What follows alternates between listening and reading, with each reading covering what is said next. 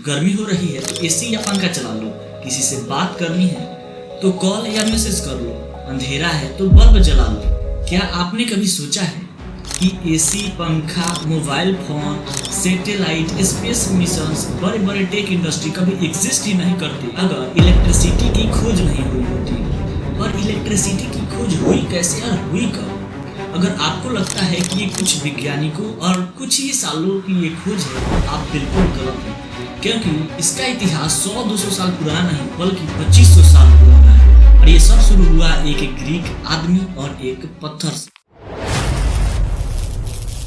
Thales Greek के Miletus शहर के प्रख्यात फिलोसोफर थे, इसलिए उनको थेल्स और मिलेटस कहते हैं। इन्होंने इलेक्ट्रिसिटी का पहला प्रमाण दिया। थेल्स ने देखा कि अंबर को वूल या फर से रगड़ा जाता है तो अंबर हल्की चीजों को अपनी तरफ आकर्षित करने लगता है।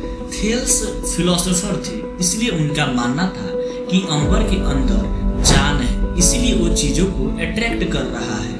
उसी तरह उनका मानना था कि चुंबक के अंदर भी आत्मा होती है, जिससे वो आयरन को अपनी तरफ आकर्षित करता है। थेल्स के इस एक्सपेरिमेंट में अंबर की चर्चा है। अंबर एक फॉसिलाइज्ड ट्री रेजिन है जिसे ग्रीक में इलेक्ट्रॉन कहते हैं, जिसे आगे चलकर इलेक्ट्रिसिटी शब्द बना। थेल्स के बाद इलेक्ट्रिसिटी के टॉपिक पर कोई सिग्निफिकेंट साइंटिफिक लगभग 2000 सालों तक नहीं हुआ।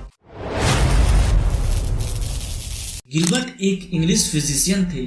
ये क्वीन एलिजाबेथ के रॉयल डॉक्टर भी रहे। 1600 में उन्होंने अपनी famous book D magnet publish की। ये इलेक्ट्रिसिटी और मैग्नेटिज्म दोनों पर सिस्टमेटिक और साइंटिफिक स्टडी माना जाता है। उन्होंने थेल्स के अंबर वाले ऑब्जर्वेशन को एक्सपेरिमेंटली टेस्ट किया। गिलबर्ट ने डिस्कवर किया कि सिर्फ अंबर ही नहीं बल्कि ग्लास, सल्फर, रेजिन और कई दूसरे मटेरियल्स भी रगड़ने पर चीजों को अट्रैक्ट करते हैं। इन्होंने इन दोनों फिनोमिनन को अलग किया। पहला, अंबर जैसी चीजों का अट्रैक्शन इफेक्ट। इन्होंने इसके लिए नया लैटिन वर्ड बनाया, इलेक्ट्रिकस, ग्रीक इलेक्ट्रॉन वर्ड से डराइव, जिसे बाद में इंग्लिश वर्ड इलेक्ट्रिसिटी बना। दूसरा, मैग्नेट का अट्रैक्शन इफेक्ट, जो सिर्फ आयरन को अट्रैक्ट करता है। ये पहली बार था जब किसी ने क्लियरली बोला कि इलेक्ट्रिसिटी और मैग्नेटिज्म दो अलग फिनोमिनन हैं, जबकि थेल्स के टाइम दोनों को जीवित शक्ति माना जाता था। गिलबर्ट ने ही सबसे पहले यह बताया कि पृथ्वी स्वयं एक बहुत बड़ा चुंबक है, इसीलिए विलियम गिलबर्ट को फादर ऑफ मैग्नेटिज्म कहा जाता है। इनके पहले के साइंटिस्ट इतना मानते थे कि रबिंग से ही एक ऑब्जेक्ट में चार्ज पैदा होता है, लेकिन इन्होंने सबसे पहले बताया कि इलेक्ट्रिसिटी किसी मटेरियल के थ्रू ट्रेवल भी कर सकती है। उन्होंने एक ग्लास ट्यूब लिया और रबिंग से चार्ज किया। फिर उन्होंने देखा कि ग्लास ट्यूब के एंड में कॉर्क यानी कि कोई प्लग या फिर मोटा धागा लगा दिया जाए तो उस कॉर्क के थ्रू भी चार्ज ट्रांसफर हो जाता है। मतलब चार्ज सिर्फ ग्लास तक सीमित नहीं रहा, वो कॉर्क में भी चला गया। इससे इंस्पायर होकर उन्होंने इस एक्सपेरिमेंट को और बड़ा किया। सबसे फेमस एक्सपेरिमेंट में ग्रे ने अपने दोस्त के साथ मिलकर एक यंग लड़के को सिल्क थ्रेड के साथ हवा में लटका दिया और उस लड़के के पास एक चार्ज्ड ग्लास ट्यूब लेकर गए। उन्होंने देखा कि चार्ज्ड लड़के के पूरे बॉडी से होते हुए उसके उंगलियों तक पहुंच गया और वहां से हल्की चीजें अट्रैक्ट होने लगी। ये पहली बार था जब किसी ने ये बोला कि इलेक्ट्रिसिटी किसी लिविंग बॉडी के थ्रू भी ट्रेवल कर सकती है। फिर ग्रे ने मटेरियल्स को दो कैटेगरीज में बांट दिया। पहला, कंडक्टर, जैसे मेटल, इंसान का बॉडी, पानी, जिससे इलेक्ट्रिसिटी आसानी से ट्रेवल कर सकती है। दूसरा, इंसुलेटर यानी कि नॉन कंडक्टर, जैसे सिल्क, ग्लास, रेजिन, जिससे इलेक्ट्रिसिटी ट्रेवल नहीं करती बल्कि चार्ज को रोक देती है। इस क्लासिफिकेशन को हम आज भी पढ़ते हैं। ये स्टीफन ग्रे के कंडक्शन वाले एक्सपेरिमेंट से इंस्पायर होकर चार्ज के बिहेवियर को डीपली एक्सपेरिमेंट करना शुरू कर दिया। उन्होंने देखा जब दो ग्लास रॉड को रब करके चार्ज किया जाता है और दोनों को पास लाया जाता है तो वो एक दूसरे को रिपेल करते हैं, यानी कि प्रतिकर्षित करते हैं। लेकिन जब एक ग्लास रॉड को रेजिन, अंबर या फिर रबर रॉड से रगड़ा जाता है तो ये एक दूसरे को अट्रैक्ट करते हैं। इससे उन्होंने समझा कि चार्ज सिर्फ एक टाइप का नहीं होता, दो अलग अलग टाइप के होते हैं जो एक दूसरे से बिल्कुल डिफरेंट बिहेव करते हैं। इसीलिए उन्होंने चार्ज को दो कैटेगरीज में बांट दिया। विट्रियस चार्ज ग्लास को रबिंग करने से प्राप्त होता है, और दूसरा रेजिनस चार्ज जो रेजिन, अंबर या फिर रबर को रबिंग करने से प्राप्त होता है। उन्होंने ये भी बताया सेम टाइप के चार्ज यानी दोनों विट्रियस या फिर दोनों रेजिनस एक दूसरे को रिपेल करते हैं, और डिफरेंट टाइप के चार्ज एक विट्रियस एक रेजिनस एक दूसरे को अट्रैक्ट करते हैं। ये पहली बार था जब किसी ने क्लियरली एक रूल दिया चार्ज के बिहेवियर के बारे में, जो आज भी इलेक्ट्रिसिटी का सबसे बेसिक लॉ है। ड्यूफे के बाद इलेक्ट्रिसिटी के हिस्ट्री का सबसे फेमस और आइकॉनिक नाम है बेंजामिन फ्रैंकलिन। फ्रैंकलिन ने ड्यूफे के दो अलग चार्ज वाले आइडिया को रिजेक्ट करके एक नया थ्योरी दिया, सिंगल फ्लूइड थ्योरी। उनके हिसाब से इलेक्ट्रिसिटी दो अलग सब्सटेंस नहीं है, बल्कि एक ही इलेक्ट्रिकल फ्लूइड है जो हर ऑब्जेक्ट में पहले से ही मौजूद होता है। जब किसी ऑब्जेक्ट में इस फ्लूइड की कमी यानी डिफिशियंसी होती तो उसे उन्होंने नाम दिया नेगेटिव चार्ज। जब किसी ऑब्जेक्ट में इस फ्लूइड का ज्यादा यानी एक्सेस होता है उसे नाम दिया पॉजिटिव चार्ज। यही वो नेमिंग है जो ड्यूफे के विट्रस और रेजिनस की जगह ले ली, और आज भी यूज होता है पॉजिटिव और negative charge. Famous kite experiment. Franklin का सबसे फेमस एक्सपेरिमेंट है उनका काइट एक्सपेरिमेंट।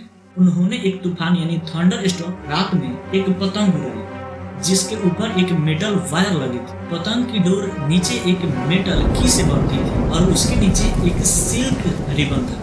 जब लाइटिंग वाले क्लाउड से पतंग गुजरी तो उन्होंने देखा कि मेटल की में स्पार्क होने लगी। इससे उन्होंने प्रूव किया कि लाइटनिंग भी एक इलेक्ट्रिकल फिनोमिनन है, वैसे ही जैसे कि रबिंग से चार्ज पैदा होता है। इससे पहले लोगों को ऐसा लगता था कि लाइटनिंग भगवान का प्रकोप है।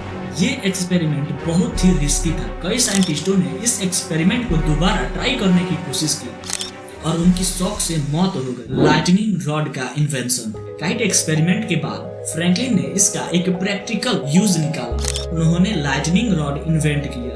ये एक मेटल रॉड होता है जो बिल्डिंग के सबसे ऊपर लगा होता है और उससे एक वायर कनेक्ट होता है जो ग्राउंड तक जाता है। अगर कभी भी लाइटनिंग उस बिल्डिंग पर गिरता है तो उस वायर के थ्रू जमीन में चला जाता है, जिससे बिल्डिंग और लोगों दोनों पर कोई नुकसान नहीं होता।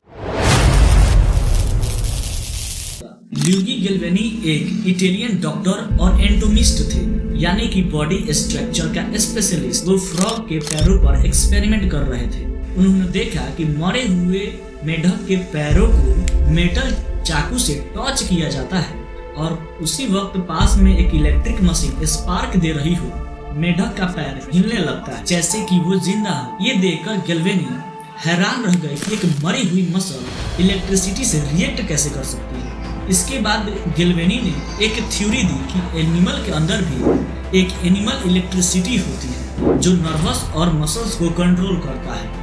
गैल्वेनी के एक्सपेरिमेंट ने उनके ही एक दोस्त और फेलो साइंटिस्ट वोल्टा को इंटरेस्टेड कर दिया, लेकिन वोल्टा ने गैल्वेनी के थ्योरी को डिसएग्री किया और यही डिसएग्री इलेक्ट्रिसिटी के हिस्ट्री का सबसे बड़ा टर्निंग पॉइंट बन गया। वोल्टा का काउंटर आर्गुमेंट था कि इलेक्ट्रिसिटी एनिमल के बॉडी से नहीं आ रही, बल्कि दो अलग मेटल के टच होने से पैदा हो रही है।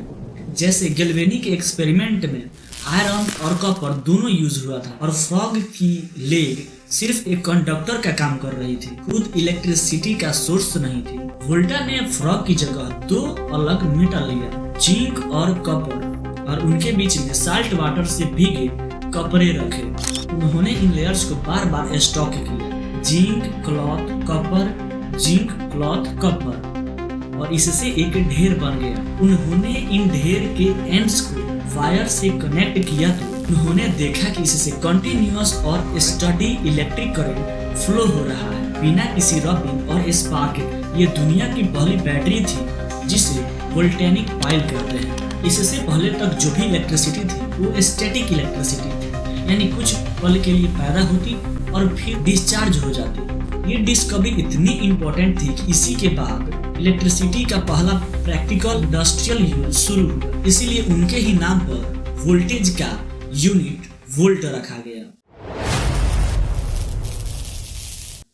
ओरस्टेड के पहले इलेक्ट्रिसिटी और मैग्नेटिज्म को दो अलग फिनोमिनन माना जाता था, लेकिन इन्होंने सबसे पहले इन दोनों के बीच कनेक्शन देखा। ओरस्टेड एक प्रोफेसर थे और इलेक्ट्रिसिटी के टॉपिक पर लेक्चर ले रहे थे। उनके पास एक कंपास रखा था और पास ही एक वायर से इलेक्ट्रिसिटी वोल्टा की बैटरी से फ्लो हो रही थी। अचानक उन्होंने देखा कि वायर में इलेक्ट्रिक करंट फ्लो हो रहा था। पास रखी कंपास की नीडल अपनी जगह से हट घूम गई, जैसे कोई मैग्नेट ने इसे किया। जब करंट का फ्लो बंद कर दिया गया तो नीडल वापस अपनी पोजीशन में आ गई। ये डिस्कवरी इतनी अनएक्सपेक्टेड थी कि ओरस्टेड भी शुरुआत में कंफ्यूज रह गए। उन्होंने कुछ महीने तक इस एक्सपेरिमेंट को बार बार टेस्ट किया, तब जाके पब्लिश किया। ओरस्टेड ने प्रूफ किया कि इलेक्ट्रिक करंट अपने आसपास एक मैग्नेटिक फील्ड क्रिएट करता है, मतलब इलेक्ट्रिसिटी और मैग्नेटिज्म कनेक्टेड है, अलग नहीं। इस डिस्कवरी के तुरंत बाद ही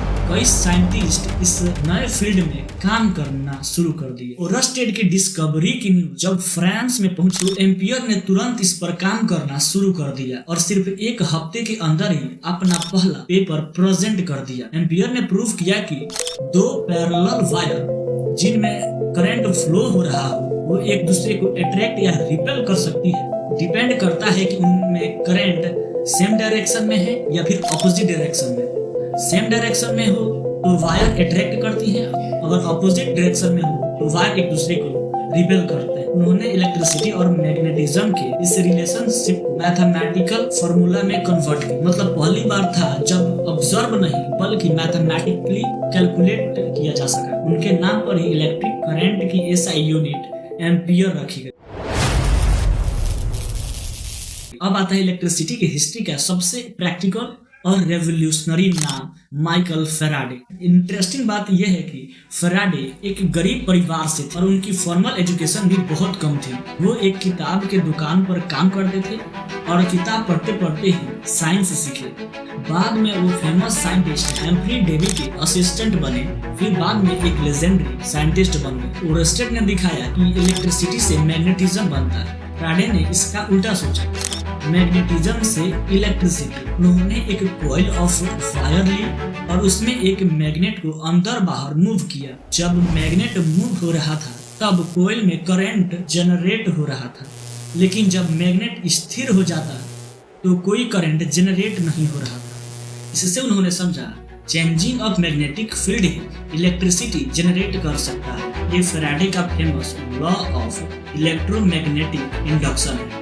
यही प्रिंसिपल है जिससे हर पावर प्लांट आज इलेक्ट्रिसिटी बनाता है। फैराडे ने अपने डिस्कवरी को प्रैक्टिकली दिखाने के लिए एक सिंपल डिवाइस बनाया, एक कॉपर डिस्क जो मैग्नेट के बीच में घूमती थी, जिससे कंटिन्यूअसली इलेक्ट्रिक करंट जनरेट होती थी। इसे फैराडे डिस्क कहते हैं। ये दुनिया की पहली जनरेटर या फिर डायनेमो थी। इससे पहले फैराडे ने एक छोटा एक्सपेरिमेंट किया था जिससे उन्होंने दिखाया था कि इलेक्ट्रिक करंट से एक वायर मैग्नेट के अराउंड कंटिन्यूअसली घूम सकता है। ये इलेक्ट्रिक मोटर का पहला बेसिक आइडिया था। उनके नाम पर इलेक्ट्रिकल कैपेसिटेंस का यूनिट फैराड रखा गया।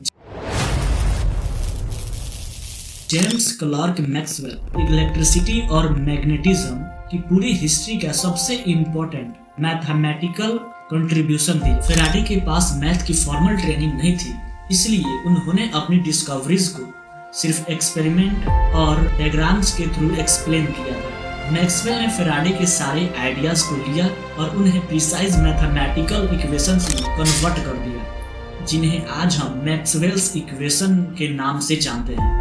इन इक्वेशंस ने मैथमेटिकली ये प्रूव किया इलेक्ट्रिसिटी और मैग्नेटिज्म दो अलग फिनोमिनन नहीं है, बल्कि एक ही चीज के दो पहलू हैं, जिसे उन्होंने नाम दिया इलेक्ट्रोमैग्नेटिज्म। साथ ही चेंजिंग ऑफ मैग्नेटिक फील्ड एक इलेक्ट्रिक फील्ड जनरेट करता है और चेंजिंग ऑफ इलेक्ट्रिक फील्ड एक मैग्नेटिक फील्ड क्रिएट करता है। ये दोनों एक कंटिन्यूअस वेव की तरह स्पेस में ट्रेवल कर सकते हैं। मैक्सवेल ने अपनी इक्वेशन से कैलकुलेट किया कि इलेक्ट्रोमैग्नेटिक वेव की कितनी स्पीड होती है। उनका कैलकुलेटेड नंबर लाइट की स्पीड के बराबर आया। इससे उन्होंने एक रेवोल्यूशनरी प्रेडिक्शन किया कि लाइट खुद एक इलेक्ट्रोमैग्नेटिक वेव है। ये पहली बार था जब किसी ने इलेक्ट्रिसिटी, मैग्नेटिज्म और लाइट को एक ही फिनोमिनन के रूप में जोड़ दिया। मैक्सवेल की इक्वेशन की बेस पर हेनरिच हटज ने रेडियो वेव्स की डिस्कवरी की, जिसे आगे चलकर टीवी, रेडियो और वायरलेस कम्युनिकेशन बन पाया। अल्बर्ट आइंस्टाइन ने खुद कहा था कि मैक्सवेल न्यूटन के बाद फिजिक्स की सबसे बड़ी अचीवमेंट है, और आइंस्टीन की अपनी थ्योरी ऑफ रिलेटिविटी भी मैक्सवेल के इक्वेशन से इंस्पायर थी। मैक्सवेल के बाद इलेक्ट्रिसिटी की हिस्ट्री थ्योरेटिकल से फुल्ली कमर्शियल और इंडस्ट्रियल बन जाती है। यही वो पार्ट है जहां इलेक्ट्रिसिटी घर घर तक पहुंचती है, और इसकी कहानी एक ड्रामेटिक रिवैल्री के साथ जुड़ी है, जिसे वॉर ऑफ करंट कहते हैं। आपको तो पता ही होगा कि सबसे पहले बल्ब का आविष्कार थॉमस एडिसन ने किया था, और थॉमस एडिसन डीसी के सपोर्टर थे, यानी डायरेक्ट करंट, जो कि कंटिन्यूअस करंट होता है। और उन्हीं के एक दोस्त थे निकोला टेस्ला, वो एसी के सपोर्टर थे, जिसके कारण इन दोनों में विवाद बढ़ा, और दोनों के विजन अलग होने के कारण निकोला टेस्ला अलग हो गए और उन्होंने एसी पर काम करना शुरू कर दिया। इसकी चर्चा हम अलग एक वीडियो में कर सकते हैं। तो यहाँ तक तो रहे इलेक्ट्रिसिटी के हिस्ट्री कि कैसे इलेक्ट्रिसिटी खोज होकर कैसे घर घर तक पहुंची। हम अगले वीडियोस में जानेंगे कि इलेक्ट्रिसिटी एक्चुअली काम कैसे करती है, क्योंकि इतने सारे वैज्ञानिकों ने जो भी खोज किया वो एक्सपेरिमेंटल था। किसी ने ये नहीं सोचा कि इलेक्ट्रॉन भी होते हैं, प्रोटॉन भी होते हैं, क्यों इलेक्ट्रिसिटी से एक बल्ब जल जाता है, कैसे एक मैग्नेटिक फील्ड क्रिएट हो जाता है, इसके पीछे किसी ने नहीं सोचा। ये तब सोचा गया जब इलेक्ट्रॉन का खोज हुआ, न्यूक्लियस का खोज हुआ और एक एटम का खोज हुआ। तो जानेंगे इसको अगले वीडियोज में। अगर आपको ये वीडियो अच्छा लगा तो चैनल को सब्सक्राइब और इस वीडियो को लाइक जरूर कीजिएगा, और साथ ही ये जरूर कमेंट में बताइएगा कि ये वीडियो आपको कैसा लगा। मिलते हैं अगले वीडियो में।